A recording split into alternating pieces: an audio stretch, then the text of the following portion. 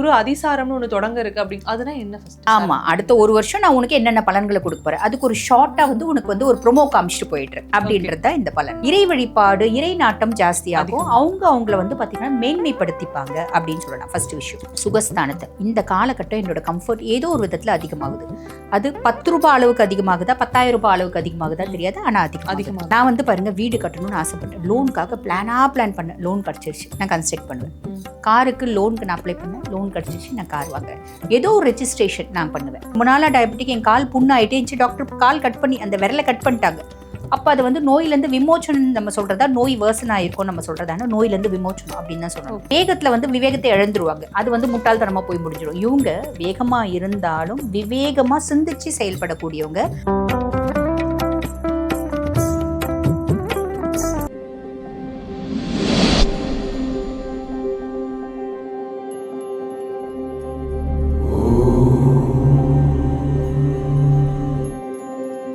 நேயர்களுக்கு வணக்கம். இன்று நம்மோடு ஜோதிடர் டாக்டர் தீபா அருளாளன் அவர்கள் இணைந்திருக்காங்க. நிறைய விஷயங்கள் அவங்க கிட்ட பேசலாம் வாங்க. வணக்கம் மேம். வணக்கம் மேம். குரு பலன்கள் பத்தி நிறைய எபிசோட்ல வந்து நம்ம பேசியிருக்கோம். ஆனா குருன்னு எடுத்துக்கும் பொழுது குரு பெயர்ச்சின்னு தெரியும். இப்போ புதுசா குரு அதிசாரம்னு ஒண்ணு தொடங்க இருக்கு அப்படி அதுனா என்ன ஃபர்ஸ்ட்? பொதுவாக வந்து பாத்தீங்கன்னா குரு பகவான் பெயர்ச்சியானது நம்ம எல்லாருக்கும் தெரியும். மே மாதம் 14ஆம் தேதி 2025 பெயர்ச்சியானது இல்லைங்களா. அடுத்த பெயர்ச்சி வந்து பாத்தீங்கன்னா ஜூன் மாதம் 1ஆம் தேதி 2026 அடுத்த குரு பெயர்ச்சி நடக்க போகுது. இப்ப அதுக்கு முன்னாடி குரு பகவான் என்ன பண்ணுவாரு, அந்த அடுத்த வருஷம் அவர் என்னென்ன மாதிரி பலன்களை கொடுக்க போறாரு அதை கொஞ்சம் ஃபாஸ்டா மூவ் பண்ணி அந்த பலன்களை ஒரு ஏறக்குறைய ஒரு 40 நாள் வந்து காமிச்சிட்டு போவார். ஒரு மெயின் பிக்சருக்குன்னு ஒரு டீசர் போடுவாங்க பாத்தீங்களா, அந்த மாதிரி அடுத்த வருஷம் நான் இந்த மாதிரி பலன்கள்லாம் உனக்கு கொடுக்க போறேன், நீ என்னென்ன பண்ணணுமோ பிளான் பண்ணிக்கோ, பிளான் பண்ணிட்டு உன்னோட வாழ்க்கையை நீ வந்து அதுக்கேற்ற மாதிரி நீ வந்து ப்ரிப்பேர் பண்ணிக்கோ, என்ன செய்யணும் என்ன சாதிக்கணும்னு நினைக்கிற அதை செஞ்சுக்கோ அப்படின்ற ஒரு ட்ரையல், ஒரு டீசர் அப்படின்னு சொல்லலாமா. இப்போ நம்ம வாழ்க்கையில என்ன நடக்க போகுது அடுத்தடுத்த காலகட்டங்கள்ன்றத முன்னாடியே சொல்றதுதான் இந்த குரு அதிசாரம். ஆமா, அடுத்த ஒரு வருஷம் நான் உனக்கு என்னென்ன பலன்களை கொடுக்க போறேன், அதுக்கு ஒரு ஷார்ட்டா வந்து உனக்கு வந்து ஒரு ப்ரோமோ காமிச்சிட்டு போயிடுறேன் அப்படின்றத இந்த பலன். மேஷராசி எடுத்துக்கிட்டோம்னா இந்த குரு அதிசாரம் அவங்களுக்கு எப்படி மேம் செயல்படும்? பொதுவாக வந்து இந்த குரு அதிசார காலகட்டம் அப்படின்னு வந்து பாத்தீங்கன்னா அக்டோபர் 18 டு டிசம்பர் 3 வரைக்கும் குரு அதிசார பயிற்சி அடைகிறார். எங்க அடைகிறாரு, இப்ப மிதுனத்துல குரு இருக்காரு. அவர் என்ன பண்றாரு, கடகத்துக்கு போறாரு. கடகத்துக்கு போய் உச்சமடைஞ்சு உட்கார்றாரு. அவரோட உச்ச பார்வையும் வந்து பாத்தீங்கன்னா நல்ல பலன் கொடுக்கும் அப்படின்னு சொல்லலாம். அந்த விதத்துல மேஷராசி அன்பர்களுக்கு வந்து பாத்தீங்கன்னா குரு வந்து லார்ட் ஆஃப் 9 and 12, அதாவது பாக்கியஸ்தானத்துக்கும் அவன் தான் அதிபன், அயன சயன போஜன மோட்ச விரயஸ்தானத்துக்கும் அவன் தான் அதிபன். அவன் வந்து பாத்தீங்கன்னா இப்போ ஆல்ரெடி இளைய சகோதர தைரியஸ்தானத்துல இருக்கான், மாறி சுக தாயாஸ்தானத்துல வந்து உட்கார்றான். இந்த ஏறக்குறைய 40 days. இந்த சுகஸ்தானத்துல வந்து நம்ம எல்லாருக்கும் தெரியும் மேஷராசி அன்பர்கள் வந்து பாத்தீங்கன்னா 7 நாட்டு சனியில இருக்காங்க. பியாண்ட் தட் சுகஸ்தானத்துல குரு வந்து உட்கார்றான் அப்படின்னும் போது எனக்கு ஏதோ ஒரு விதத்துல நான் கம்ஃபர்ட் ஆகுறேன். இப்போ உதாரணத்துக்கு இப்போ நீ மேஷோன்னு வச்சுக்கோமா, இப்போ நீ உங்க வீட்டுல இருந்து இப்போ ஆஃபீஸ்க்கு வர, நீ 2 வீலர்ல வரேன்னா இந்த காலகட்டத்துல நீ கார் வாங்குறத பத்தி யோசிப்பேன். என்னோட கம்ஃபர்ட் எனக்கு முக்கியமா இருக்கு, நான் சம்பாதிக்கிறேன், நான் இஎம்ஐ கட்டிக்கலாம், எனக்கு முடியும், எனக்கு தைரியம் இருக்குது, ஸோ நான் ஒரு கார் வாங்கி கம்ஃபர்ட்டாக வரணும் அப்படின்னு ஆசைப்படுவேன். அதுதான் வந்து பார்த்திங்கன்னா சுகஸ்தானத்தில் குரு வந்து உட்கார்றான் அப்படின் போது ஏதோ ஒரு விதத்தில் என்னோட கம்ஃபர்ட் ஜோன் அதிகமாகும்.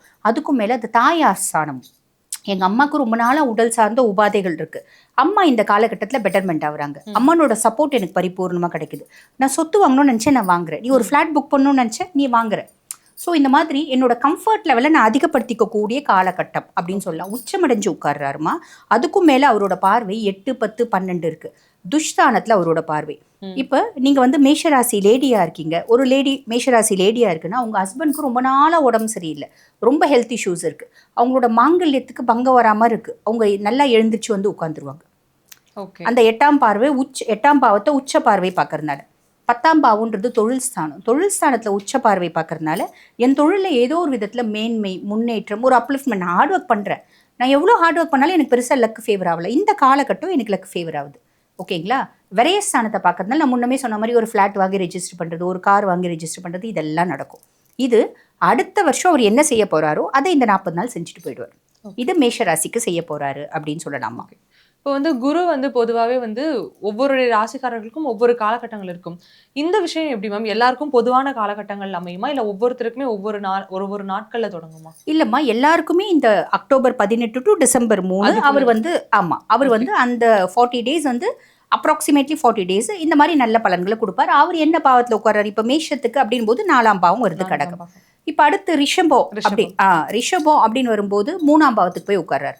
3ஆம் பாவம் அப்படின்றது மறைவு ஸ்தானம் சொல்லுவாங்க இல்லைங்களா?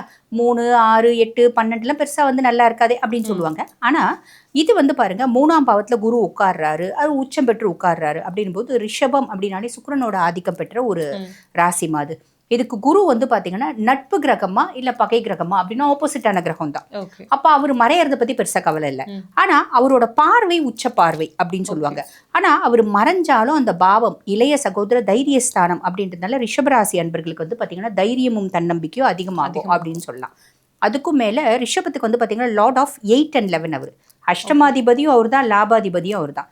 அஷ்டமாதிபதி மறையிறது அப்படின்றது ஒரு விதத்துல நல்லது அப்படின்னு சொல்லலாம். ஓகேங்களா? அதுக்கும் மேல வந்து பாருங்க இப்ப அந்த 3ஆம் பாவத்துல இருக்காரு, இளைய சகோதர தைரிய ஸ்தானத்துல மறையிறாரு. இருந்தாலும் தைரியமும் தன்னம்பிக்கையும் அதிகமாகும் அப்படின்னு சொல்லலாம். மறைஞ்சாலும் அவரோட பார்வை உச்ச பார்வை அப்படின்னு சொன்னா இல்லைங்களா? அப்ப உச்ச பார்வை வந்து பாத்தீங்கன்னா இவங்களுக்கு 7ஆம் பாவத்துல விழுது. அதாவது 7ஆம் பாவம் அப்படின்றது என்ன சொல்லுவாங்க அப்படின்னா கலத்திர ஸ்தானம் அப்படின்னு சொல்லுவாங்க. ரிஷபராசி அன்பர்களுக்கு எப்பயுமே பார்ட்னர்ஸ் வந்து ப்ராப்ளம் தான். பெரும்பாலும் வந்து பாத்தீங்கன்னா அவங்களோட பார்ட்னர்ஸ், அது தொழில் பார்ட்னர்ஸா இருந்தாலும் சரி, லைஃப் பார்ட்னரா இருந்தாலும் சரி, ஆப்போசிட்டா தான் அமையுது பெரும்பாலும் அப்படின்னு சொல்லலாம். அப்ப அந்த ஆப்போசிட்டா இருக்க பார்ட்னர் கிட்ட ஏதோ ஒரு மாற்றம், 2 பேரும் லவ் பேர்ட்ஸ் ஆயிடுவாங்க அப்படி சொல்ல முடியாது. ஓகே, ஏதோ ஒரு மாற்றம். அவர் ரொம்ப பிரச்சனை பண்ணியிருந்தாருங்க, இப்ப பரவாயில்லைங்க, இப்ப பெட்டரா இருக்கு.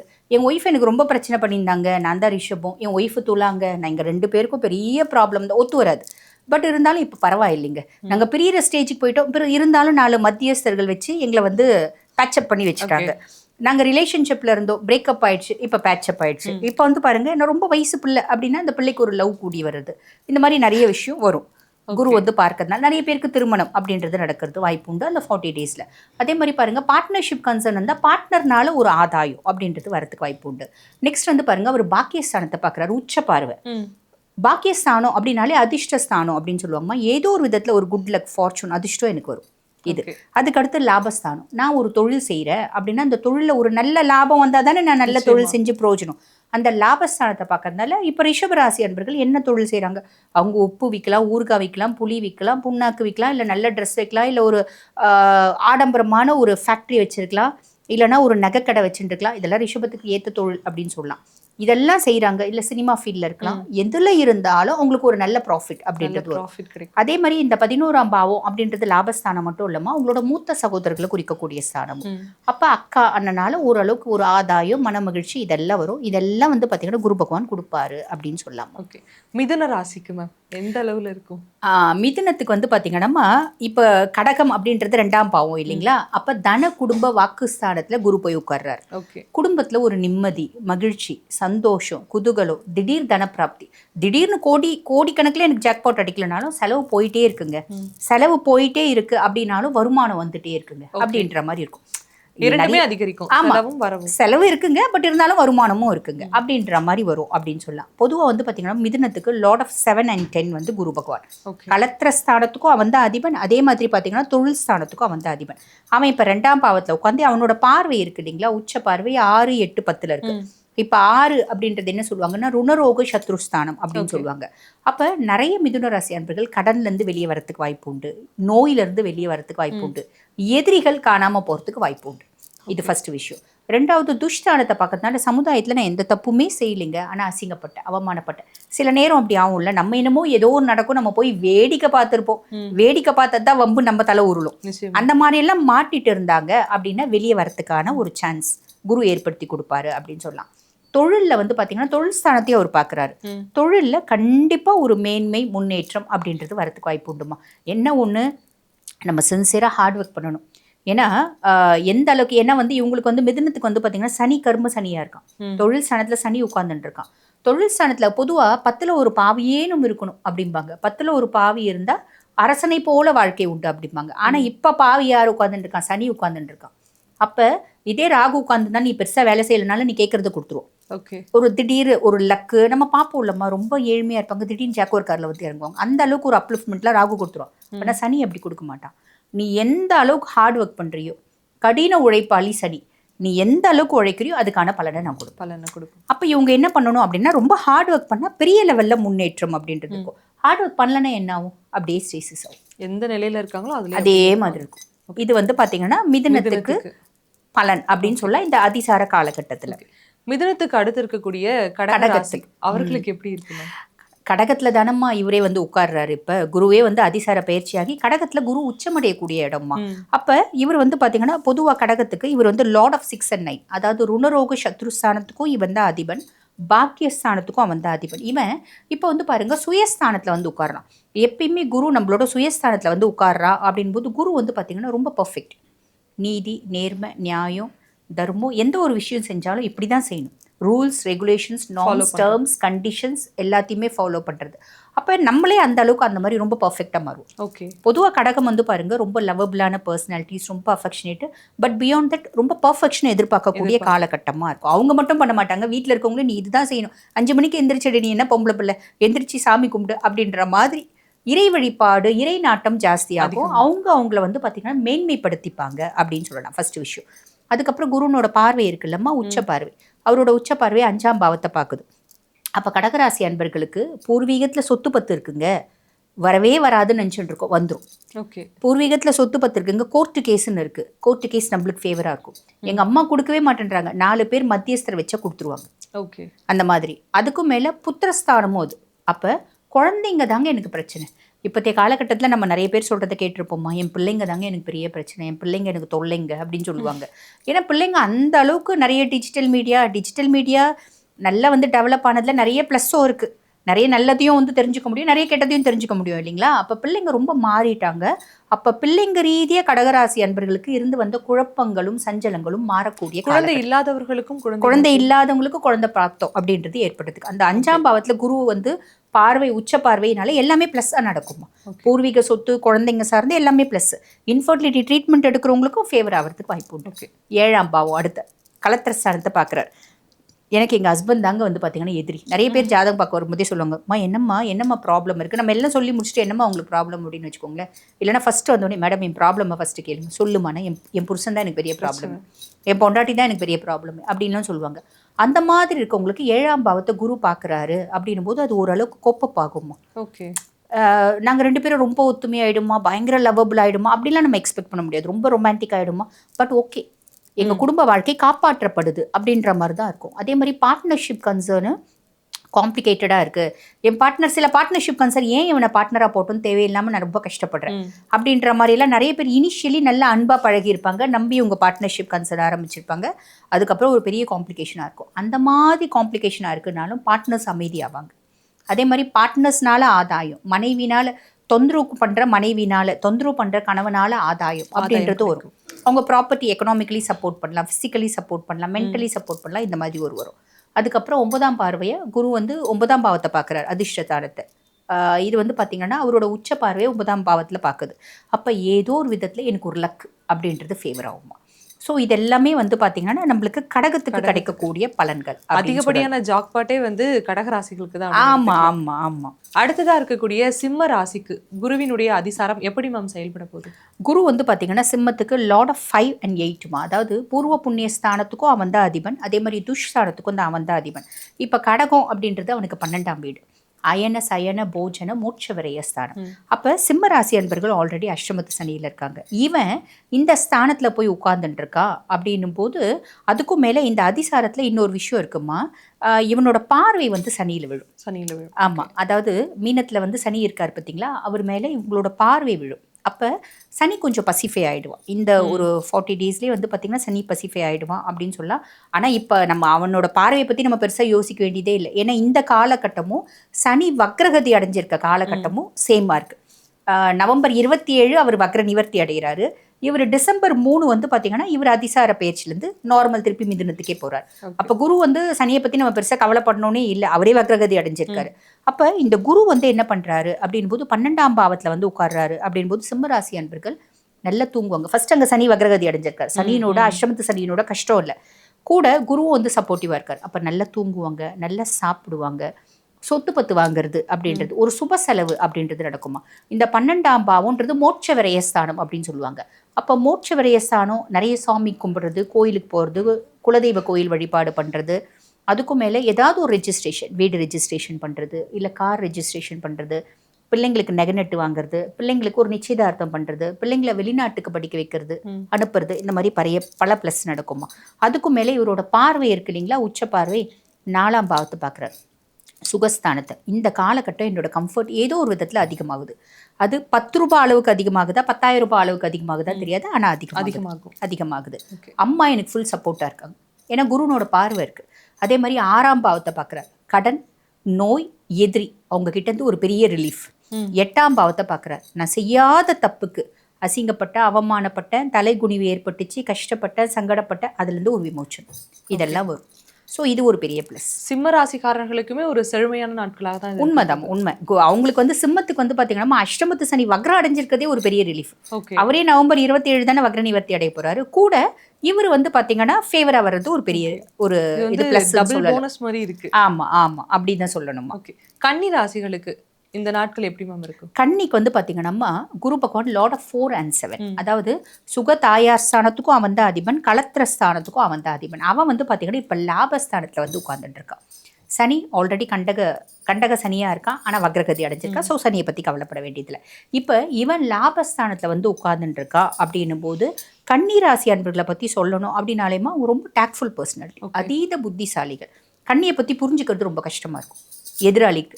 காரணம் அவங்க ஒய்ஃபு, அவங்க ஹஸ்பண்டே புரிஞ்சுக்க முடியாது, ஒரு கன்னிராசி புரிஞ்சுக்க முடியாது. ஏன்னாம்மா அவங்க கச்ச கச்சன்னு பேச மாட்டாங்க. புதன் உச்சமடையக்கூடிய ராசிம்மா, பயங்கர பிரில்லியன்ஸ் இருக்கும். ஆனா அதை வந்து நான் யாரு அப்படின்றத அவங்க ரிஃப்ளெக்ட் பண்ணவே மாட்டாங்க. நமக்கா இவங்களுக்குள்ள இவ்வளோ திறமை இருக்கா அப்படின்னு நம்ம ஏதாவது ஒரு இன்ஸ்டன்ட்ல தான் கண்டுபிடிக்க முடியும் அப்படின்னு சொல்லலாம்.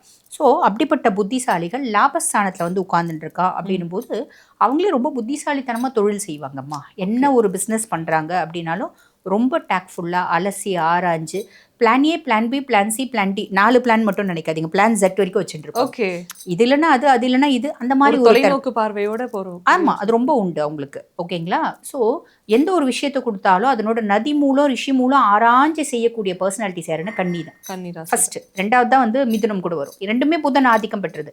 ஆனால் இது புதன் உச்சமடையக்கூடிய ராசின்றதுனால இன்பில்ட்டாவே அவங்களுக்கு அந்த கெப்பாசிட்டி உண்டு.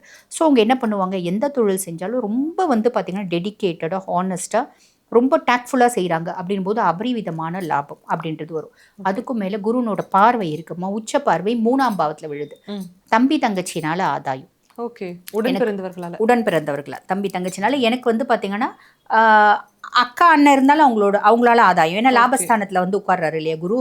அப்போ என்னோட தைரியம் அதிகமாகுது, என்னோட தன்னம்பிக்கை அதிகமாகுது. பூர்வ புண்ணியஸ்தானம் புத்திரஸ்தானத்தை பார்க்குறாரு. பூர்வீக சொத்து, 10 வீடு வாசல் பஞ்சாயத்தில் இருக்குது, அதெல்லாம் நம்மளுக்கு ஃபேவராக வரும். ஓகே, குழந்தைங்க ஓரளவுக்கு நம்மளுக்கு கண்ட்ரோலில் இருப்பாங்க. நம்மளோட பார்ட்னர், பிஸ்னஸ் பார்ட்னராக இருந்தாலும் லைஃப் பார்ட்னராக இருந்தாலும் அவங்களோட ஒரு சப்போர்ட்டு, அவங்க நம்மளுக்கு அட்லீஸ்ட் பெரிய லெவலில் நம்மளுக்கு கை கொடுத்து ஏற்றி விடலனால நம்ம கை கொடுத்து இறக்கி விடாமையாவது இருப்பாங்க. நிச்சயமாக அதுவே வந்து ஒரு பெரிய ரிலீஃபாக இருக்கும் இல்லைங்களா. எனக்கு வந்து நான் எல்லாத்தையுமே சாதிச்சிட்டேன், வீட்டில் நிம்மதி மட்டும் எனக்கு கிடைக்கவே மாட்டேங்குது அப்படின்றவங்களுக்கு நிம்மதின்றது கிடைக்கும். எப்படின்னா என் பொண்டாட்டினால்தான் தான் எனக்கு பிரச்சனை வந்துட்டே இருக்குது, பொண்டாட்டி அமைதியாகிடுவாங்க. அவங்க வந்து பிடிச்சி ட்ராப் பண்ணி இழுத்து விட்டுட்டே இல்லாமல் அவங்க கம்முன்னு இருப்பாங்க, இவங்க பாட்டு இவங்க சாதிச்சுட்டு போகலாம் அப்படின்னு சொல்லலாம். இது பெரிய ப்ளஸ்மா. துலாம் ராசிக்கு எப்படி மேம் இருக்கு இந்த நாள்? துலா ராசியை பொறுத்த வரைக்குமா குரு பகவான் வந்து லார்ட் ஆஃப் 3 and 6, அதாவது இளைய சகோதர தைரியஸ்தானத்துக்கும் அவன் தான் அதிபன், ருணரோக சத்ருஸ்தானத்துக்கும் அவன் தான் அதிபன். இப்போ குரு வந்து பார்த்தீங்கன்னா 10ஆம் பாவத்தில் வந்து உட்கார்றாரு. 10ஆம் பாவத்தில் வந்து உட்கார்ற குரு என்ன குருவாக இருக்காருன்னா தொழில் குருவாக இருக்கார். துலாம் அப்படின்னாலே சுக்கிரனோட ஆதிக்கம் பெற்ற பர்சனாலிட்டிமா. இப்போ நிறைய பேருக்கு அந்த சந்தேகம் வரும், ஜோதிடம் பார்க்க வரும்போது கேட்பாங்க, மேடம் நாங்கள் வந்து துலாம், நாங்கள் ரிஷபம், நாங்கள்லாம் சுக்கிரனோட ஆதிக்கம் பெற்றவங்க, எங்களுக்கு குரு வந்து ஒரு அப்போனன்ட் டீம் தான், அவர் வந்து எங்களுக்கு பெருசாக நல்லது செய்ய மாட்டாரே, அவர் எங்களுக்கு நல்லது செய்வாரா அப்படின்னா நம்ம மனுஷால் மாதிரி கிடையாது. அவங்களாம் எந்த பாவத்தில் உட்காந்துட்டு இருக்காங்க அந்த பாவத்துக்கான வேலையை அவங்க செஞ்சே ஆகணும். கிரகங்கள் நியாயம் தர்மம் எல்லாத்துக்கும் கட்டுப்பட்டவங்க, கடவுள் இல்லையா அவங்க, மனுஷங்க இல்லையே. ஸோ தொழில் ஸ்தானத்தில் வந்து உட்கார்றாரு அப்படின் போது தொழிலில் மேன்மை முன்னேற்றம் கண்டிப்பாக கொடுப்பாரு. ஆனால் தொழிலில் சில பல காம்ப்ளிகேஷன்ஸ் இருக்கும். ஒன்றும் இல்லைம்மா, இப்போ நீ ஒரு இடத்துல இப்போ இந்த கன்சர்னில் வேலை செய்கிற அப்படின்னா உங்க கூட ஒரு பிள்ளை வந்து புதுசாக இப்போ தான் சேருது, அந்த பிள்ளை உனக்கு சிக்க வைக்கும். ஓகே, சேலஞ்சஸ் இருக்கும். ஆனால் சேலஞ்சஸ் இருக்கிறது நல்லது தானே, சாதிக்கிறது நம்மள அது தூண்டும் அப்படின்னு சொல்லலாம். இது ஒரு பெரிய ப்ளஸ். தொழிலில் கண்டிப்பாக மேன்மை முன்னேற்றம் அப்படின்றது அடைஞ்சிடலாம். அதுக்கும் மேலே குருனோட பார்வை 2ஆம் பாவத்தை பார்க்குறாரு, அதாவது 2, 4, 6 பார்க்குறாரு. தன குடும்ப வாக்குஸ்தானத்தில் உச்ச பார்வை இருக்கிறதுனால குடும்பத்தில் நிம்மதி, சந்தோஷம், மகிழ்ச்சி, வசதி, வாய்ப்பு, திடீர் தன பிராப்தி, செலவு நிறைய இருந்தாலும் வரவு அதுக்கு மேலே இருக்கு அப்படின்ற மாதிரி இருக்கு. ஓகேங்களா. ஏன்னா ரிஷபத்துக்கு இந்த சனி பயிற்சி ஆல்மோஸ்ட் 3 பயிற்சி எக்ஸ்ட்ராடினரியாக இருக்குது, அதுக்கு அடுத்து துலாமுக்கு தான் சொல்லலாம். எல்லா பயிற்சியும் எக்ஸ்ட்ராடினரி இருக்கு. இந்த குரு அதிசாரமும் அதுக்கேற்ற மாதிரி இருக்கு அப்படின்னு சொல்லலாம். அதுக்கப்புறம் 4ஆம் பாவம் சுகஸ்தானம். என்னோட கம்ஃபர்ட் அதிகமாக இருக்கு. நான் முதல்ல சாதாரண ஒரு குட்டி வண்டியில் போயிட்டு இருந்தேன். இப்போ எனக்கு அந்த குட்டி வண்டி சௌரியமா இல்லை, நான் ஒரு பெரிய வண்டி வாங்கிட்டேன், கம்ஃபர்ட்டாக போகிறேன். இது வசதி இருக்கும். வசதி இல்லாதவங்க நான் பஸ்ஸில் போயிருந்தேன், இப்போ ஒரு சின்ன கார் வாங்கிட்டு நான் கம்ஃபர்ட்டாக போகிறேன். அந்த மாதிரி ருணரோக சத்ருஸ்தானத்தை பார்க்குறேன். ரொம்ப நாளாக எனக்கு டயபெட்டிக்குங்க, பெருசாக வைத்தியம் பண்ணிகிட்டே இருந்தேன், பெருசாக பலிதமாகல. இப்போ நோயிலேருந்து எனக்கு ஒரு பெரிய விமோச்சனம் வந்துருச்சு. அந்த நோயிலேருந்து விமோச்சனம், ரொம்ப நாளாக டயபெட்டிக், என் கால் புண்ணாயிட்டே இருந்துச்சு. டாக்டர் கால் கட் பண்ணி அந்த விரலை கட் பண்ணிட்டாங்க. அப்போ அது வந்து நோயிலேருந்து விமோச்சனம் நம்ம சொல்கிறதா, நோய் வேர்சன் ஆகிருக்கும் நம்ம சொல்கிறதான, நோயிலேருந்து விமோச்சனம் அப்படின்னு தான் சொல்லணும். அந்த கால் வந்து இன்னும் காம்ப்ளிகேட் பண்ணிகிட்டே இருந்தால் கேங்க்ரீன், நம்மளுக்கு விரலை கட் பண்ணுறதுக்கு பதில் காலை கட் பண்ணுற மாதிரி ஒரு சூழ்நிலாம் வரும்.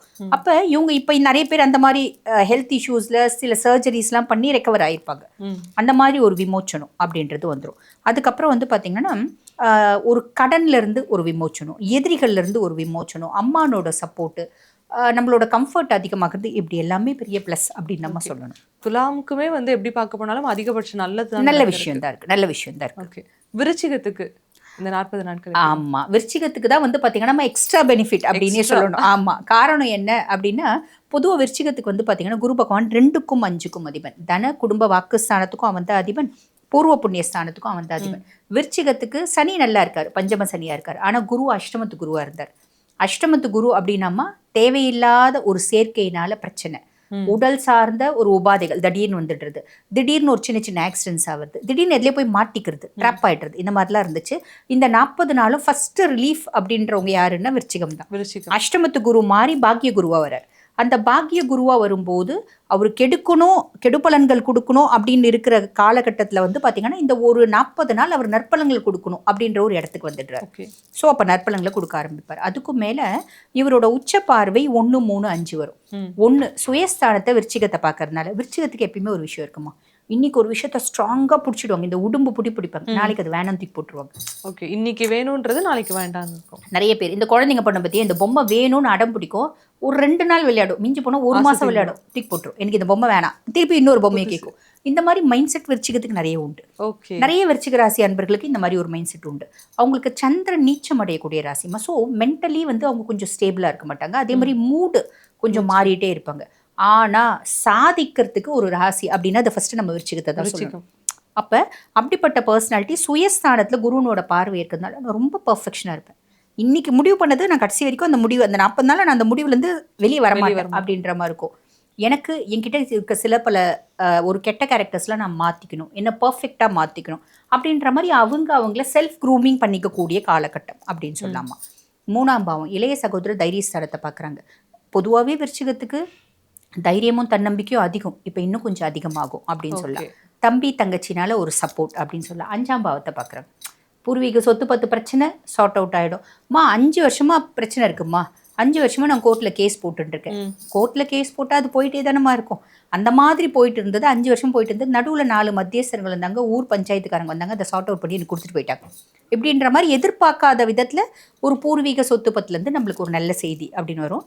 குழந்தைங்க ரீதியாக ஓகே, மன மகிழ்ச்சி குதூகலம் அப்படின்லாம் சொல்கிறத விட ஓகேயா இருக்கும் அப்படின்ற மாதிரி இருக்கும். குழந்தையின்மைக்கு வைத்தியம் பண்ணுறாங்க அப்படின்னா ஓகே, பாசிபிள், அதாவது நம்மளுக்கு பாசிட்டிவாக ரிசல்ட் வரதுக்கு நிறைய சான்சஸ் இருக்குது அப்படின்னு சொல்லலாம். ஓகே, இப்போ பாசிட்டிவான விஷயங்கள் வந்து இவர்களுக்குமே காத்துட்டு இருக்கு. ஓகே, தனுஷ் ராசிகளுக்கு எப்படி மேம் இருக்கு? தனுஷ் வந்து பார்த்தீங்கன்னா ஃபர்ஸ்ட் இப்போ அர்த்தாஷ்டம சனி வக்ரகதி அடைஞ்சிருக்காரு, அது ஒரு பெரிய ப்ளஸ். அதுக்கும் மேலே இவர் வந்து பார்த்தீங்கன்னா குரு பகவான் லார்ட் ஆஃப் 1 and 4 சுயஸ்தானத்துக்கு ராசியாதிபனே குரு தான் தனுசுக்கு. அதே மாதிரி சுகதாயா ஸ்தானத்துக்கும் அவன் தான் அதிபன். அப்படிப்பட்ட குரு பகவான் இப்போ இந்த ஒரு 40 நாள் அஷ்டமத்துக்கு போகிறார். அவங்க ராசி அதிபதி மறைகிறார். ஓகே, அவங்க ராசியாதிபதி மறைகிறாரு அப்படின்னும் போது அது நம்ம வந்து ப்ளஸ்ன்னு யோசிக்கிறதா இல்லை, எச்சரிக்கையாக இருக்கணும் அப்படின்னு யோசிக்கணும். எந்தெந்த விதத்தில் எச்சரிக்கையாக இருக்கணும்? தேவையில்லாத சேர்க்க வேண்டாம், சவகாசம் வேண்டாம். ஒரு பிரச்சனை நடக்குதுன்னு நாங்கள் போய் சும்மா எட்டி தாங்க பார்க்க போகிறோம், அந்த எட்டி பார்க்குற வேலையே வேணாம். அங்கே பிரச்சனை நடக்குதுன்னா நான் அந்த தெரு வழியாக போயிட்டேன்னு ரஜினிகாந்த் ஒரு படத்தில் சொல்லுவார் பார்த்தீங்களா, அந்த மாதிரி நம்ம வேறு தெரு வழியாக போயிடணும். வண்டி வாகனம்லாம் ஓட்டும்போது கொஞ்சம் காஷியஸாக இருக்கணும். ஹெல்த்தில் வந்து கொஞ்சம் கவனமாக இருக்கணும். இது வந்து ஃபாலோ பண்ணும். அதுக்கும் மேலே அவரோட உச்ச பார்வை, பொதுவாக குருனோட பார்வைக்கு வந்து பெருசாக தோஷம் கிடையாதுமா. பட் இருந்தாலும் அவர் வந்து தன குடும்ப வாக்குஸ்தானத்தை பார்க்குறாரு. குடும்பத்தில் ஓரளவுக்கு எல்லாமே ஸ்மூத்தாக தான் இருக்கும். சுகதாயார் ஸ்தானத்தை பார்க்குறாரு, அதுவும் ஓரளவுக்கு ஸ்மூத்தாக தான் போகும். அதே மாதிரி 12ஆம் பாவத்தை பார்க்குறாரு. செலவு பண்ணுறோம், இதில் வந்து பாருங்கள் 2 விதமாக நடக்கிறதுக்கு வாய்ப்பு உண்டு. நிறைய பேருக்கு ஒரு சொத்து பத்து வாங்குறதுக்கு வாய்ப்பு உண்டு, வாங்குவாங்க, பிரச்சனை இல்லை. ஆனால் இது எப்படி நடக்கும் அப்படின்னா நம்ம ட்ராப் ஆகிடக்கூடாது. ஓகே. நான் இப்போ என்னோட பட்ஜெட், நான் ஒரு வீடு வாங்கணும்னு பிளான் பண்ணுறேம்மா, என்னோட பட்ஜெட் 50 லட்சம் தான். நான் பில்டர் கிட்ட போய் பார்க்குறேன், கன்ஸ்ட்ரக்டட் ஹவுஸ் பார்க்குறேன், அந்த வீடு வந்து 80 லட்சம் ரூபாய். பில்டர் வந்து நான் உனக்கு லோன் அரேஞ்ச் பண்ணி கொடுக்குறேன்ற, எனக்கு அந்த வீடு ரொம்ப பிடிச்சிருக்கு, நான் வாங்கிடக்கூடாது. வாங்கிட்டு என்ன ஆகுனா கொஞ்சம் ட்ராப் ஆகிறதுக்கு, அந்த இஎம்ஐ கட்ட முடியாமல் கொஞ்சம் கஷ்டம், மனசஞ்சலம் இதெல்லாம் வரதுக்கு வாய்ப்பு உண்டு. அப்போ செலவு அப்படின் போது ரெஜிஸ்ட்ரேஷன் பண்ணுவாங்க, சொத்து பத்து வாங்குவாங்க, வீடு வாசல் வாங்குவாங்க, நம்ம வசதிக்கு மிஞ்சி பெரிய செலவு அப்படின்றது பண்ணக்கூடாது.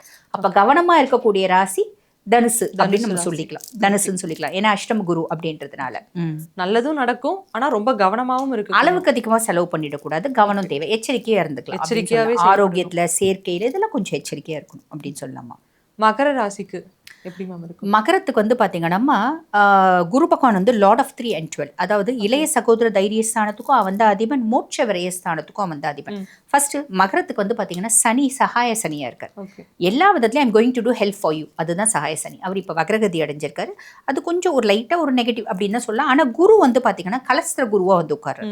கலஸ்திர குரு அப்படின்னும் போது 7ஆம் பாவத்துல குரு, 7ஆம் பாவத்துல குரு, இது மகரம் வந்து பாத்தீங்கன்னா சனியினோட வீடு.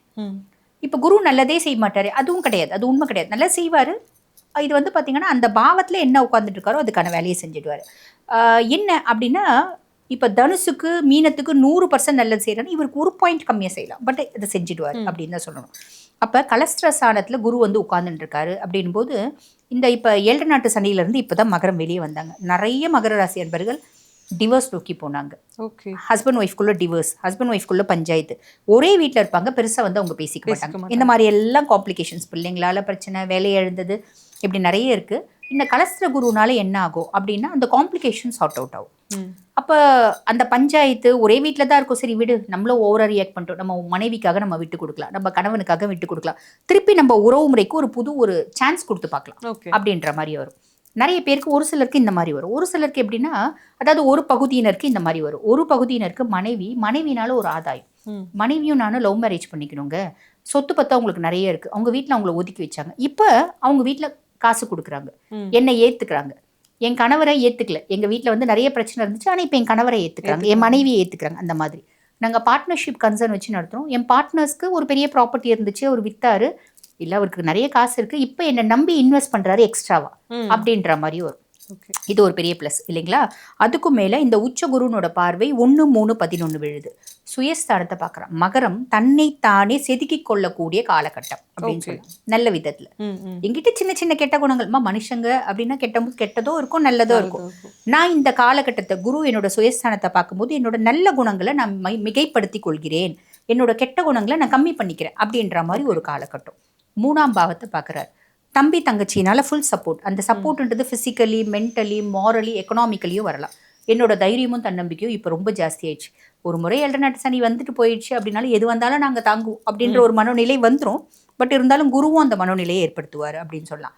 11ஆம் பாவம் லாபஸ்தானத்தை குரு உச்ச பார்வை பார்க்குறாரு.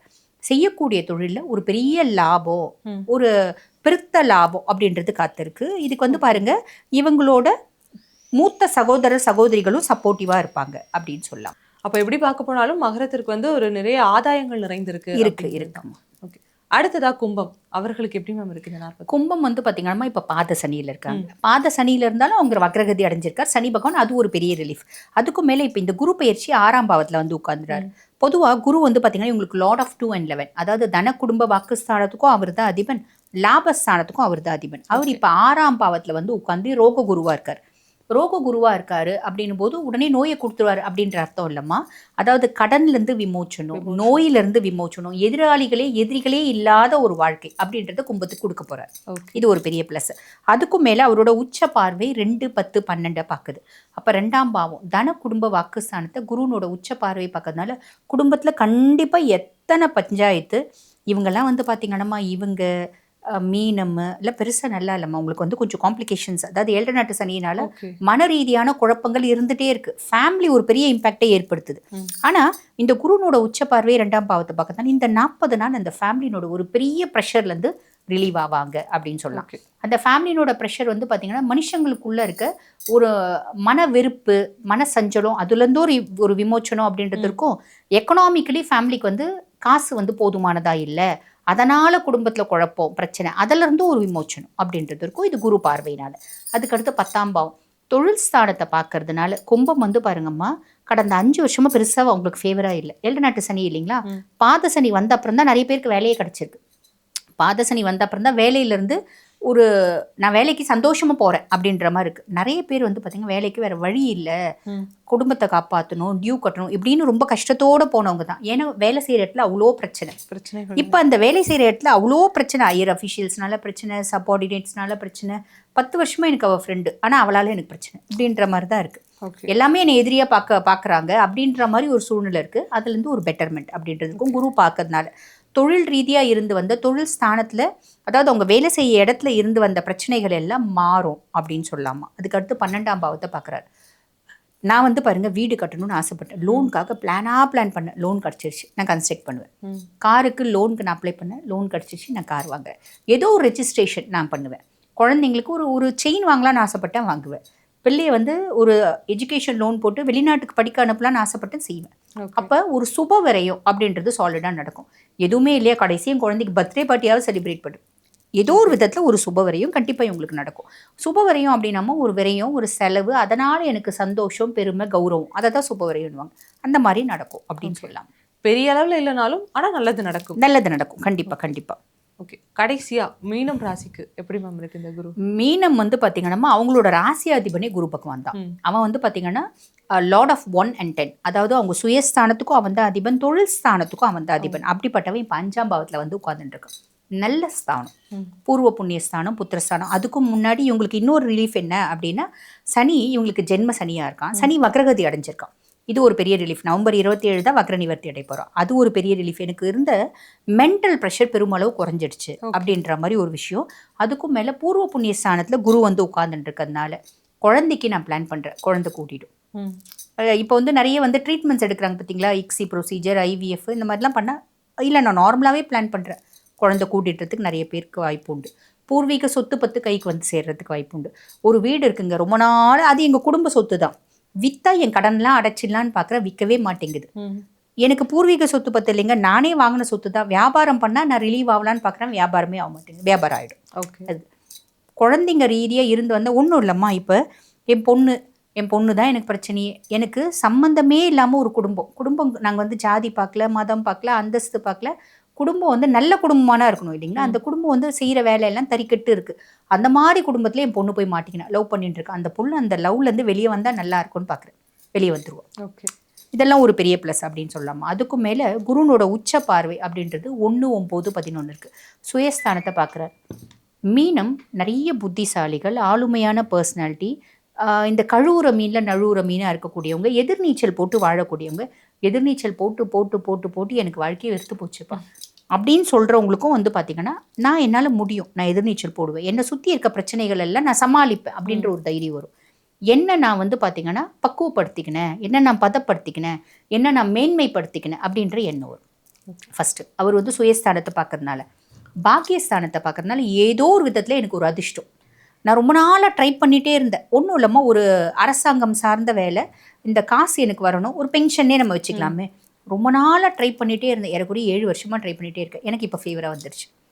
அந்த வந்தால் எனக்கு நல்லா இருக்கும்னு நினச்சேன். அந்த மாதிரி ஒவ்வொருத்தவங்களுக்கும் ஒவ்வொன்று இருக்கும் பார்த்தீங்களா. இது கிடச்சா எனக்கு நல்லா இருக்கும்னு நினைக்கிறேன், இது கிடச்சா எனக்கு பெரிய வந்து நான் ரிலீஃப் ஆவேன். அந்த மாதிரி அவங்க எதை வந்து ரொம்ப லாங்கிங்காக இருக்காங்களோ அது கிடைக்கும்.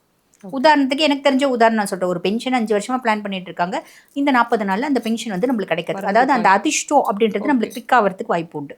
அதே மாதிரி லாபஸ்தானத்தை பார்க்குறாரு. மீனம் நல்ல புத்திசாலியாக தொழில் செய்யக்கூடியவங்க. அவங்களுக்கு வந்து வேகம் இருக்காது, விவேகம் உண்டு. வேகத்தில் வந்து விவேகத்தை இழந்துருவாங்க. அது வந்து முட்டாள்தனமாக போய் முடிஞ்சிடும். இவங்க வேகமாக இருந்தாலும் விவேகமாக சிந்திச்சு செயல்படக்கூடியவங்க.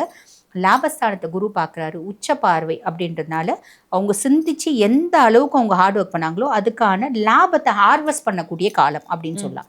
தன்னோட மூத்த சகோதர சகோதரிகள்னால ஒரு ஆதாயம் அடையக்கூடிய காலம் அப்படின்னு சொல்லலாமா. ஓகே மேம், 12 ராசிகளுக்குமே இந்த 40 நாளில் குரு என்னென்ன நல்லது செய்ய போகிறாரு, என்னென்ன விஷயங்கள் இருக்கும், எப்படி கவனமாக செயல்படணும்னு ரொம்ப அழகாக சொல்லியிருக்கீங்க. ரொம்பவே நன்றி.